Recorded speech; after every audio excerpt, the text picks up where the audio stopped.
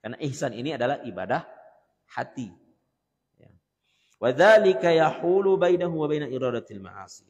Dengan adanya ihsan, maka seseorang itu akan terhalangi dari maksiat.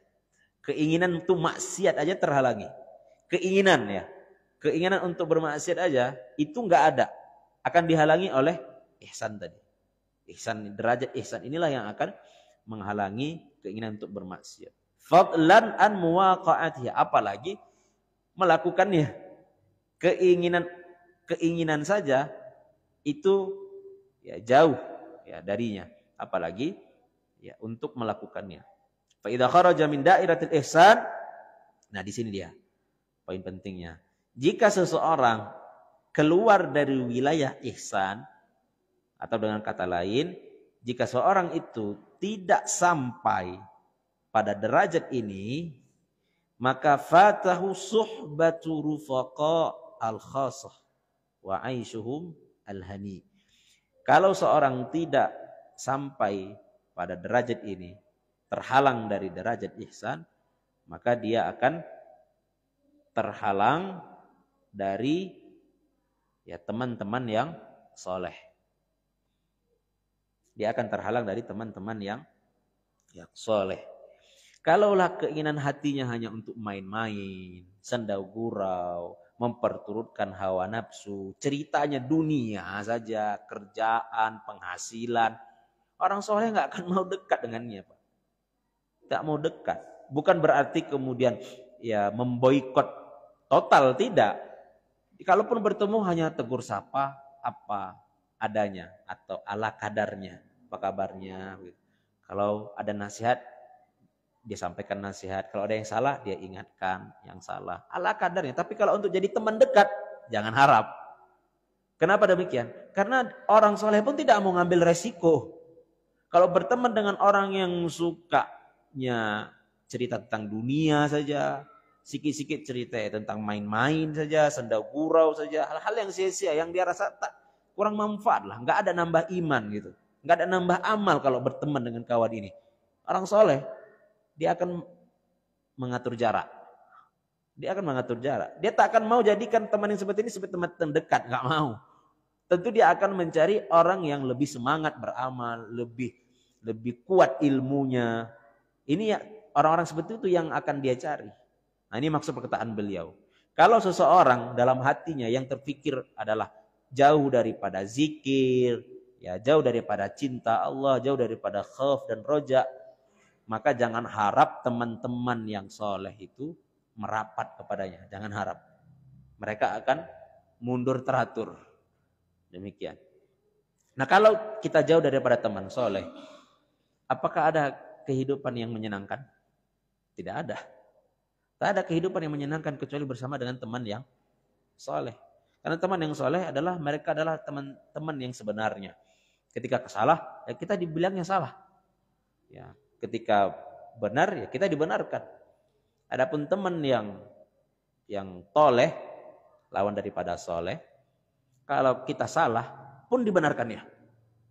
Demi menjaga keharmonisan.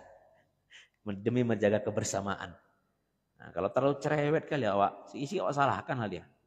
Sikit-sikit kita haramkan dia, ya kan? Haram nih. Neraka ini. Kita syirik ini.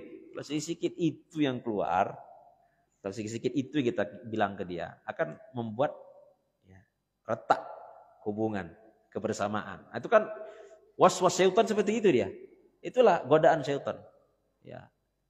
Tapi kalau yang benar-benar soleh, yang benar-benar teman adalah teman yang ketika kita salah, dia diingatkan. Ya, diingatkan. Meskipun akhirnya ya, yang menjadi taruhan adalah persahabatan mereka. Tapi disitulah dia bisa tahu apakah dia benar teman yang bermanfaat bagiku atau justru yang bermudarat. Demikian. Ada orang yang memang ya jahat ditemani dengan orang yang baik, tapi setiap dinasihati, setiap diingatkan, teman yang jahat ini ya tidak ada masalah padanya. No problem.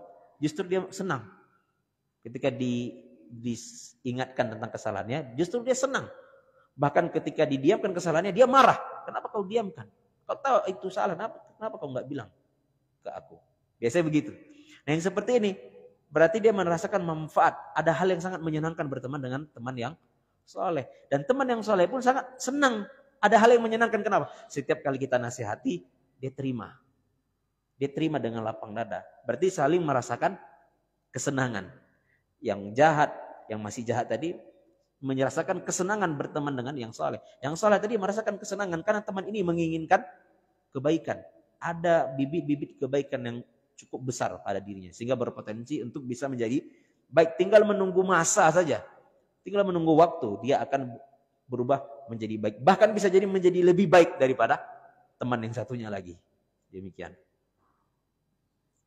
Wa na'imuhum attam.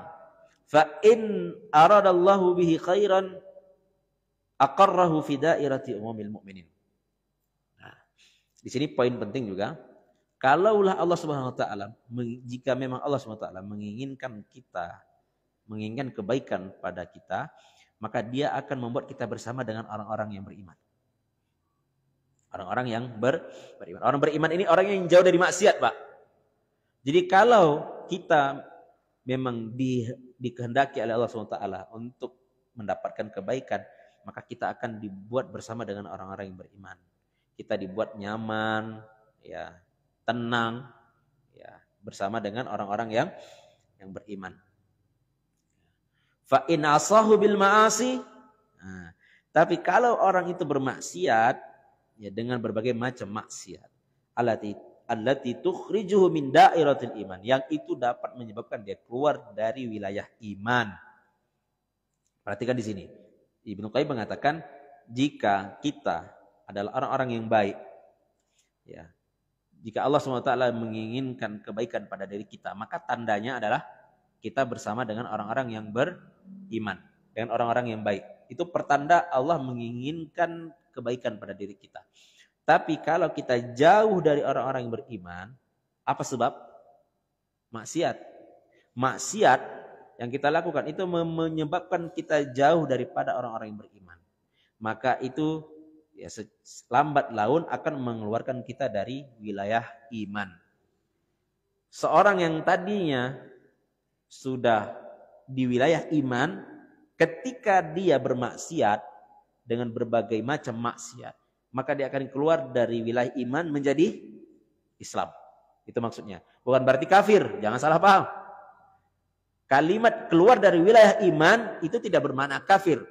Yang dimaksud oleh Ibnu Qayyim adalah karena berkaitan dengan tingkatan tadi. Maka ingat kembali tingkatannya yang paling terendah, Islam, iman, ihsan. Nah, sebelum kita bicara ke ihsan, itu kan ada tahapannya. Seorang setelah baik Islamnya, nah, maka baik imannya. Tapi ingat, di sini kadang pun banyak badai. Sebagaimana di Islam, di tingkatan terendah itu ada badai. Walaupun tak sebesar badai di wilayah iman. Ya. Maka ketika dia goyang, tak sanggup menerpa badai ini, maka dia akan keluar, turun kelas. Jadi Islam lagi. Itu maksud perkataan beliau. Jadi adakah orang seperti itu keadaannya? Ada. Ada yang sudah mulai, ya sudah bagus Islamnya. Sehingga kemudian layak untuk mendapat predikat iman. Tapi karena salah bergaul, salah berguru, akhirnya kemudian lambat laun balik lagi. Ya, turun kelas. Kembali ke kelas sebelumnya. Nah,